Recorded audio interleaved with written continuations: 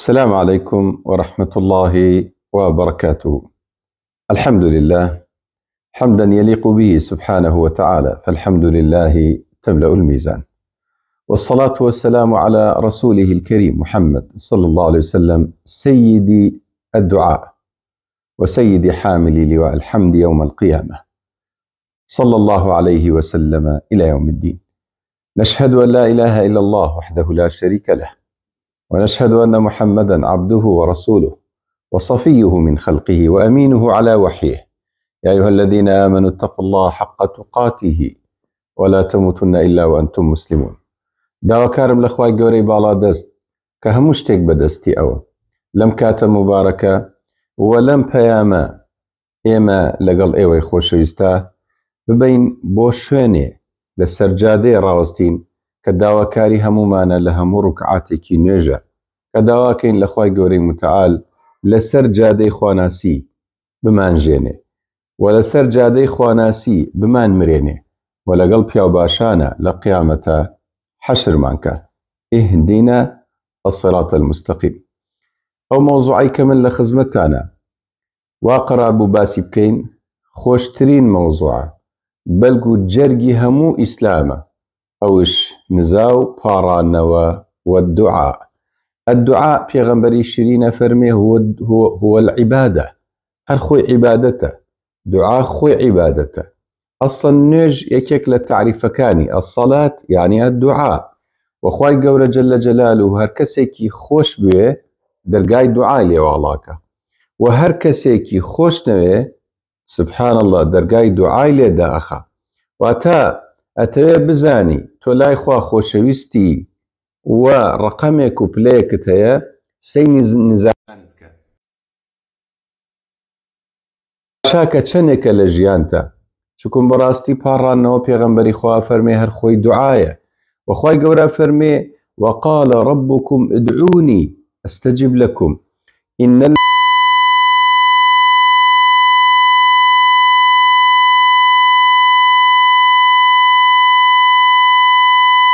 وهر کەسێ نزا عادەتە گرنگەی لای خوای گەورەی متعال ئەوە لە ئێمە دوورە، لە ڕەحمەتی ئێمە دوورە. بۆیە پێغەمبەری شرین صلى الله عليه وسلم ئەڵێ يستجاب لأحدكم ما لم يعجل. هەموو کەسێکتان کاتێک دەست بەرزەکەن و داواکەن لەخوا یەقینتان هەبێ جواب بدرێنەوە، بەڵام عەجەلە مەکەن. ما لم يعجل يستجاب لأحدكم ما لم يعجل. دعاء و دەرخستنی فەقیری خۆی و کەم دەرامەتی خۆی و کەم کەسی خۆی و کەم قووەتی خۆی بۆ خوای گەورەی متعالی، خاوەنی هەموو تواناکان، خاوەنی هەموو شتەکان رب العالمین. بۆیە دوعا داواکردنە لە خوایەکی دەوڵەمەنی بە توانا و بەدەسەڵات. بۆیە لەیرە بێ بزانی دوعا چەندێک گرنگە لە ژیانی ئینسانی مسلمان.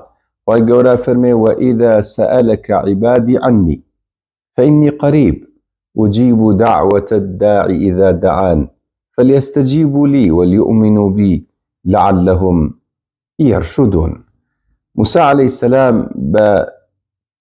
لەناو دێ دەرەچووە ڕۆشت، کاتێ دەرچوو تەماشای کرد پیاوێک دەستی بەرزۆ کردە بەو شێوە و ئەپاڕێتەوە لە خوا و داواکە یا ڕەب یا ڕەب یا الله. باڵێ ئەمە بەیانی بوو. ڕۆشت موسى عليه السلام نێزک مەغریب گەڕاوە، ئەم پیاوە هەر دەستی بە ئاسمانوەیە و هەر نزاکە و ئەپاڕێتەوە. فەئەمە سەرنجی موسای ڕاکێشا لە بەیانیوە ئەم پیاوە بەبێ لە خوایەکی گەورەی میهرەبان داواکە. باڵێ خوای گەورە جەلە جەلاله ئەمە موساکە بینی لە خوا داوای کردی خوایە وەگە لە بەردەم دەرگای من بێ، ئەو هەموو بکە خۆت شایەتی بێبەشی ناکەم لەوەی کە هەیمە و لە توانامە. ئایا خوایە ئەمە چی حەباسێتی؟ بەڵێ خوا وەحی نارد بۆ موسى عليه السلام کە ئەو بەندەمە دوعاکەیمان جوبیما بۆ دوعاکەی گیرانە بووە، فەرمووی ئەو بەندە ئەو هەموو کاتە ئەپاڕێتەوە و نزاکە وقلبه لاه غافل، يعني هەموو علاماتی وەرگرتنی دوعای جوابدانەوەی خوا بۆ دوعاکانی بەکارهێناوە. بەڵام ئەوەی کە گرنگە لە دوعا و ئەمڕۆش هۆکار کە دوعاکان متعال بۆیە پێغەمبەری شیرین محەممەد صلی الله عليه وسلم فەرمێ خوا دوعای یەکێ گیرا ناکە دڵی بێ ئاگایە و ئاگای نییە لە وشەکانی بەخوا چێڵێ بەڵکو فکری لە شوێنێکی ترە بەڵام هەموو مەظاهری وەرگرتنی دوعای بەکارهێناوە. دوعا نزا و پاڕانەوە خۆشەویستان دوو جۆرە، دوعا و مەسئەلە و دوعا و عیبادە. گە قسەکان بخەیتە سەر قەپان، دوعا و مەسئەلە واتە داواکاری شتێک لە خوا ئەکەی کە خەزنەی هەموو شتەکان لایەتی بیدا بێت و لە شتێک داواکەی بتپارێزێ کە هەموو پاراستنەکان لای خوای گەورەی متعالە واتە دوعا و مەسئەلە، طەلەب و مەطلب ئەو دەفعی مەهرەب، ئەوەی کە لێی ئەترسی تووشت بێ لە خوا داوا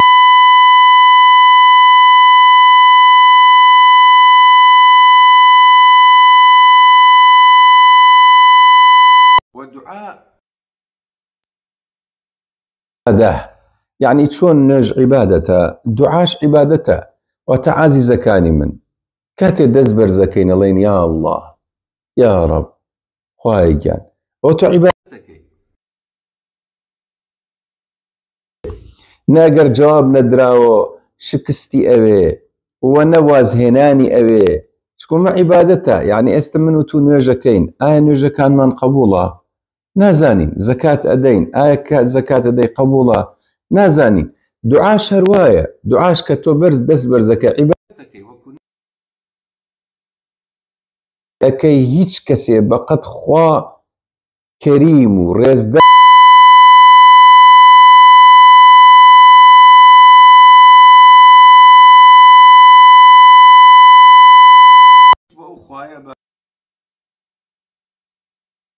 بەڵکو خوای گەورە خۆی ئەمرەکە کە ئینسان دوعا بکە. واتە دوعا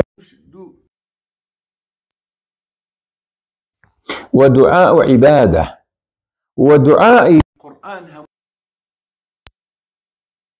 دعاء نزاهه لقرآن أمر به في بكي يا شتيك بلي بترسي دعاء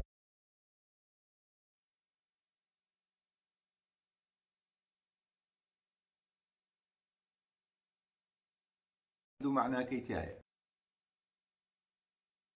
دو يا دعاء شتيك كي كخزنكي لا إخوايا وتەنها خۆی ئەتوانێ بیدا بێت یا لە شتێک ئەترسی کە تەنها خوا ئەتوانێ پاڵی نالێت. جارجار ئەو دوعا زۆر تاخیرەکە خوا لە تۆ داوا کراوە داوا بکەی بەڵام کەی جوابێداتەوە علمه عند الله سبحانه وتعالى. چکم دوعاکەیت و تەدبیری مالکێکی ئەوێ واتە نەخشەی ئەوێ بەرنامەی ئەوێ ئەوە لای من و تو لای تۆ يعقوب عليه السلام للرواية يوسفي بوبقرين ولا روايتك قالين هشتا صال دعاء كرك اخوة يوسف عليه السلام بوبقرين حتى واي فيها تشاوي لدزدا وضلي توشي خفت بوكا ومعروفة لقرآن تشنجوان باسكراو كي جواب دراو آية دعاء يعقوب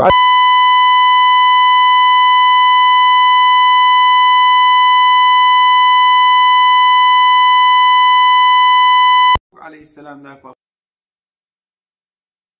ناكي تدبيري أوي تدبير ورقرتني دعاء وجواب دان نوي دعاء تدبيري خواي قوري متعالي بيواندي هي هيج كسيكمان نية تصور كميروليه دعاك ميروليه دعاكي قياسا بو سليمان عليه السلام چنكك خوا دعاء الله بقرنو باران أباري بدعاء قومي كتر راستك ميروليه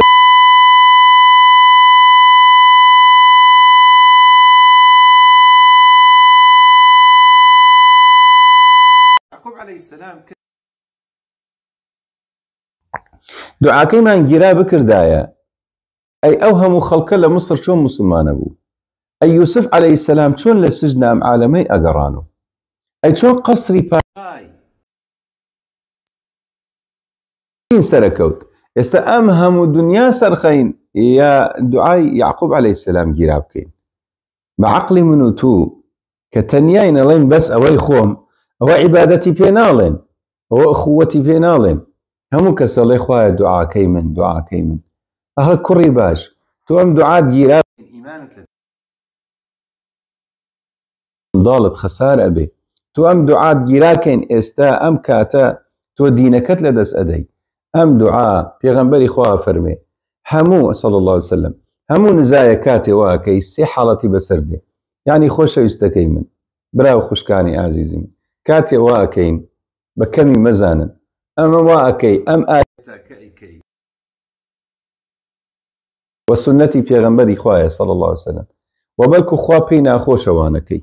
خوای گەورە پەستەوێ لەو کەسانەی کە نزا ناکەن، ناپاڕێنەوە و دوعا ناکەن، چکمە عیبادەتێکی تایبەتە.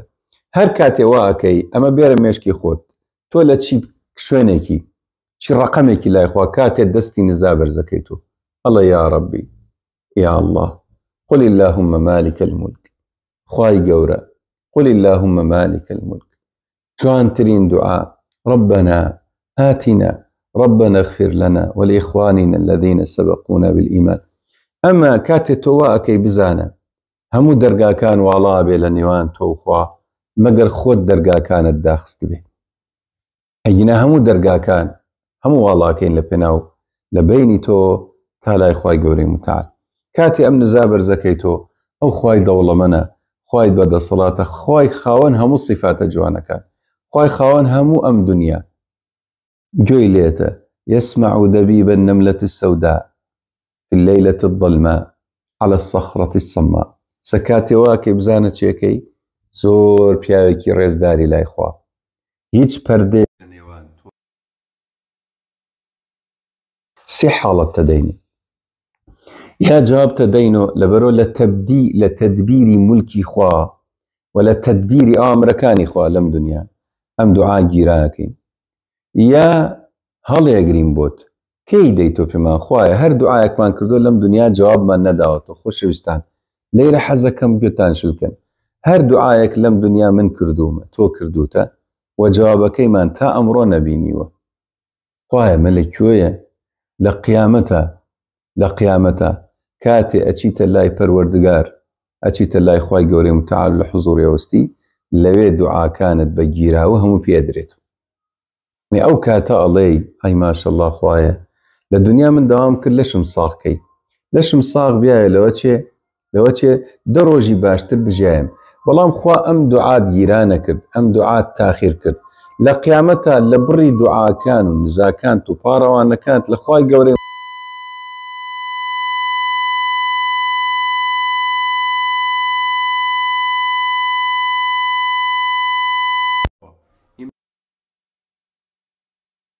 يدخرها لهم، یا بۆیانی هەڵەگرێ خوا لە قیامەتە پیانێدا ئەو دوعانە کاتێ گیرامان نەکرد ئەمانەمان پێتاندا، خوا بیکاتە قسمتمان.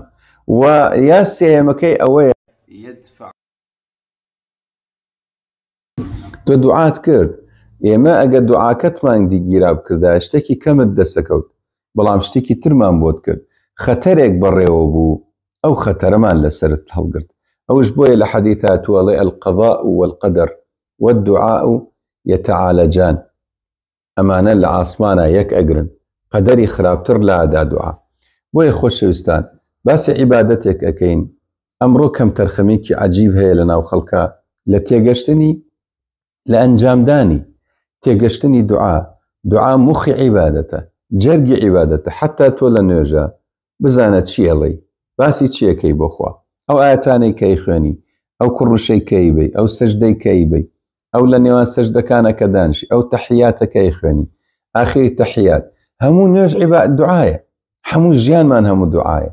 کاتێ دەرەچی لە ماڵ، کاتێ دەی تۆ بۆ ماڵ، کاتێ نانەخۆی، کاتێ نان تەواو بێ، کاتێ ئاوە خۆی، کاتێ ئاو خواردن تەواو بێ، کاتێ سەر بەرزەکەی، کاتێ زانی هەموو مەخلووقێک لەم دنیا ئەم هەموو عیبادەتە ئەنجامەدا بەبێ ئەوەی ئێمە گوێمان لیان بێ. ئەو خۆرە، ئەو مانگە، ئەو هەسارانە، ئەو ئاسمانە و عەرزە و باڵندانە، ئەو هەموو مەخلووقاتی خوا خەریکێمەیە. وانەزانین تەنها ئێمەین، چکم خوا رب العالمینە، يسمع كل ما خلق ويسمع كل شيء خلق. ئازیزەکانی من، دوعا وتمان داواکاریە، طەلب و ڕووکردنە لە خوایەکی گەورەی باڵا دەست. دوعا ئەبێ ئینسان دڵی ئامادە بێت بۆ وەرگرتنی دوعاکان. دوعا ئەبێ ڕەوشت و ئادابی تیابێ بیپارێزی بۆی لە خوا داواکەی. بۆیە بە ناوە جوانەکانێ فەرمێ وەللله الئەسماء الحوسنى فادعوه بها. خوا پێی خۆشە بە ناوە جوانەکانی بپاڕێتۆ لێی. یا حەی یا قەیوم برحمتك أستغيث أصلح لي شأني كله ولا تكلني إلى نفسي طرفة عين. ئەوە بۆیە پێغەمبەری خوا عەلەیهی سەڵاتو وەسەلام ئەڵێ خۆشترین دوعا، جوانترین وشە لەسەر زبانی بەندەکانی بۆ خوازان چییە؟ داوای عافیت بکەیت. العفو والعافیة. چۆن پێغەمبەری خوا عەلەیهی سەڵاتو وەسەلام ئیمام ئەبوبەکری فێر کرد بڵێ اللهم إني أسألك العفو والعافية في الدنيا والآخرة. اللهم إني أسألك العفو والعافية لتشي في ديني ودنياي وأهلي ومالي. اللهم استر عوراتي وآمن روعاتي واحفظني من بين يدي ومن خلفي وعن يميني وعن شمالي ومن فوقي وأعوذ بعظمتك أن أختال من تحتي. خۆشەویستان، دوعا عیبادەتێکە لەزەتی تایبەتی خۆی هەیە، خاوەنەکەی حسی پێکە. دوعا خوشوعە، دوعا وەنزا و پاڕانەوە واتە ناسینی ئەم بەندە بۆ خۆی و ناسینی ئەم بەندە بۆ گەورەی خوا. واتە ناسینی ئەم بەندە بۆ خۆی بەندە. هەر کەسێ ئەم دوو تعریفە لە ناویە دروست بوو یەقینتان هەبێ دوعاکانی باس قەتعی ئەرحام نەبێ و باسی گوناه نەبێ خوا وەڵامێداتوە. واللهی خوای گەورە جەلە جەلالوه ئەوە نە دەوڵەمەنە. چۆن ئەفەرمێ پێغەمبەری خوا یەد الله مەلئا. خوای گەورە جەلە جەلالوه بەبێ تەشبیه دەستەکانی پڕە کەنزەکان لا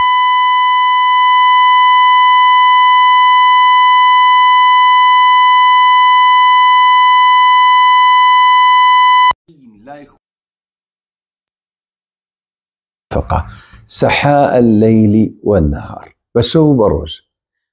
أرأيتم پیغمبری خوا فرمی ألا بیرتان کردوتو أرأيتم ما أنفق مما خلق الله السماوات والأرض. لو روجا خوام عرس وعسماني دروس كردوه، لو روجا خوام بنوري دروس كردوه، لو روجا ينفق سحاء الليل والنهار لا يغيظها شيء. بو يك قطرة دنيا كم ئیشەکە لای من و لای تۆیە، نەک لای خوای گەورەی متعال. خوا پێی خۆشە عەبدایەتیتر بکەین بە شێوەیەکی تر بیناسی. ئەو شێوە نەبێ کە زۆرینەی خەڵک ئەوەی کاڵێ قەلیل من عیبادی الشەکوور. زۆر کە من ئەوانەی کاتێک ئێمە ئەپەرستن و نزاکەن لەگەڵ خوای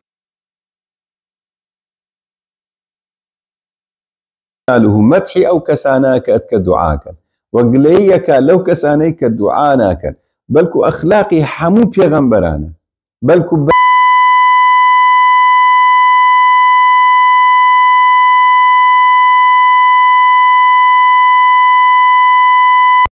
مێشکی نەبەکەمی بزانن. بۆیە من ئەوەم حەز کرد پێتانی بڵێم کاتێ دەست بەگەنەوە بزانن شوێنێکی چی ڕقەمێکی چی ئەەکەی چی عیبادەتێک ئەەکەی. پێغەمبەری خوا صلی الله عليه وسلم ئەڵێ مژدە بێ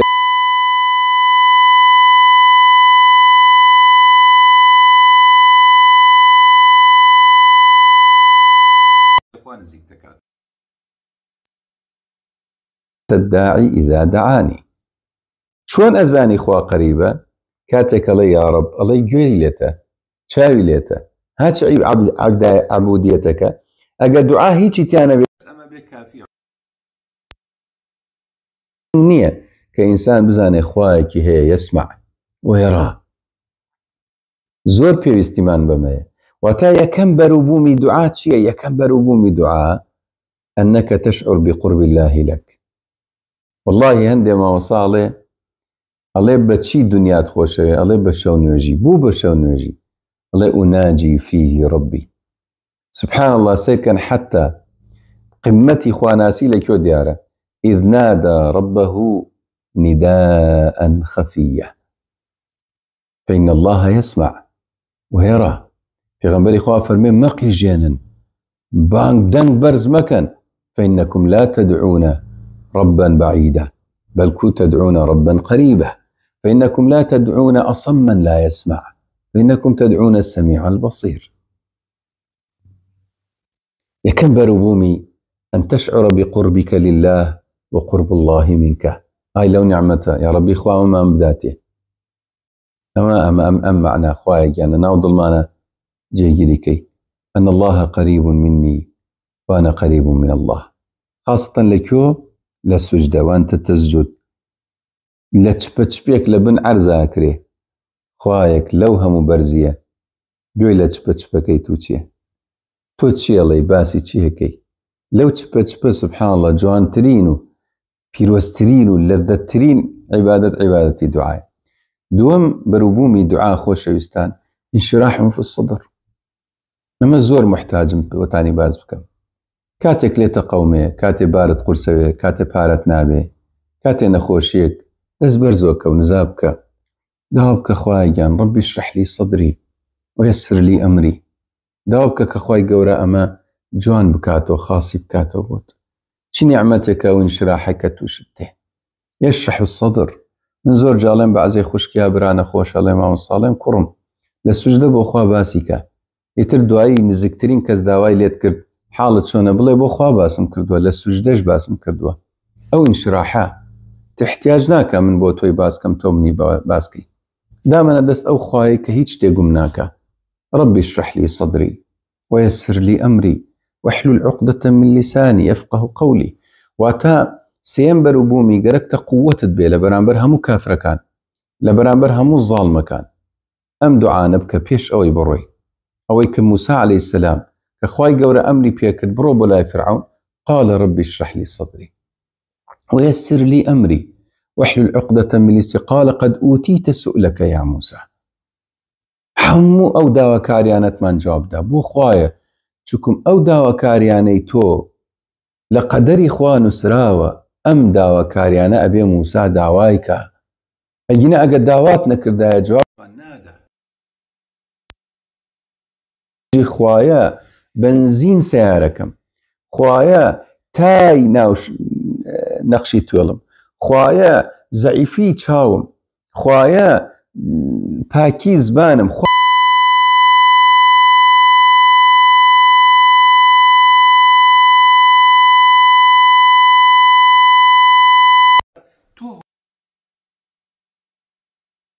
بۆ خی گەورەی متعال واتە انشراحی صدر. یەکێک لەوانە خۆڕاگری ئەمڕۆ لەگەڵ فتنەکانە بۆ خەڵک خۆی ناگرێ فتنەی پارە فتنەی ئافرەت فتنەی ئەنتەرنێت فتنەی ئەم دنیای کەمڕۆ لا حول ولا قوة إلا بالله بۆ خۆت ناگری چکم دوعا ناکەی کاتێ فتنەکان ئەبێ پشتە بەسیتە عەقلی خۆت زیرەگی خۆت لێهاتووی خۆت خوا لەمرە وازت لێهێنێ چکم قیمەتی عیبادەت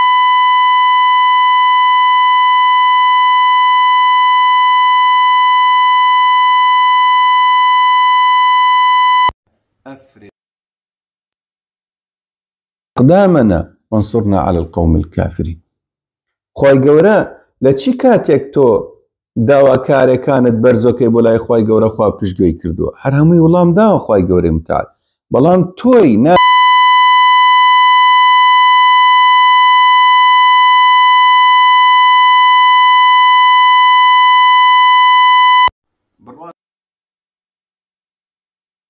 وەندی بە دوعا و نزا و پاڕانەوە هەیە. بۆیە ئەگەر لێی تێبگەین بەسمان لێی تێبگەین کە دوعا چی مەقام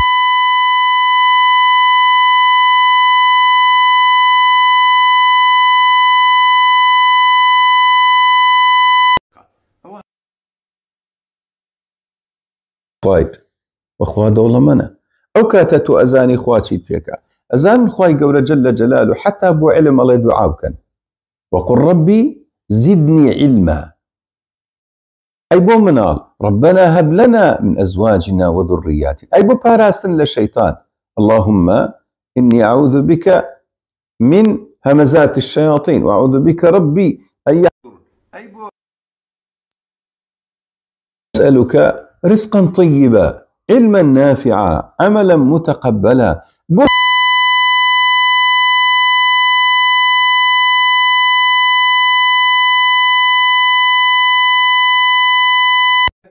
لم لجورترين خير خوي بيبش كده علماء لين أمانة هو كارن بور قرتني دعاء يك دز برزو كردن دو فقير حالي خوت عرس كردن بخوا أشعث أغبره أشعث أغبره سي المسافر لسفرابي يا لروجوابي يا لفقير حاليخ درخستن بي بخواي قوري متعال بويا مسافر يا روجوان يا عرزي خوي بخوا ويا أشعث أغبر قال يا رب فقير حالي خوي بخوا دركرد أجر حرامي نخوارد بي وأجر دعاكاني قطعي أرحامي تانا بي وقناهي تانا بي محال أخوة أو دعانا جيرانك أيوة نايبينين جيراكا أو باس مان كرد يا لدنياي دين بيد يا هلا يقرين بو آخرت بود يا شرك بريو بو بو بارانوا أو شرمان لسرت لادا أوش علمه عند الله سبحانه وتعالى خوش يستان باسي عبادتك مان كردوها جرقي همو عبادتك كان بلكو قمة ناسيني إنسانة وخوي وقمة ناسيني أم إنسانة ضعيف وفقيرة بخوي قوري متعال أو عبادته أو رحمته داوا كارم لخوي قوري متعال لم كاتا هرچی لناو ظلمانا بو خومان بو إيمان سلامتي وقيامة باشي خوابي دا بمن بو براكان من نصر وتمكينه وكوي لغزر ودا خوي قورا والله من دعا كان ما مداتو و بو ايوي برز خوشويستش استفادة كردنا لم قصاني كوتمان حتى اگر كلمة به استفادة تان كردو به دعا بو يكتري بكين كخواي قورا عاقبتهم ولايك من خيرك ومن ليرو ولم خواي عاقبتهم من خيركي لروج قيامتهم من رسبي بكي خواي لم دنيا بوشا ما انت برحمتي خوت بستري خوت لو دنيا جمان بوشي يا ربي خواي هرچي من وتوا ويومان لتشي قردوا بكي تسر قباني حسنات من ولا قيامتا دعوى شفاعتي في غنبري خواكين بوخمان وببشمان نكال بينيني محمد صلى الله عليه وسلم لم دنيا بلكو التطمين به واستقرارك نفسي به ولو دنياش يا رب العالمين بلكو بدستي في روز مبارك ياو لآوك جوانكي أو من في بدري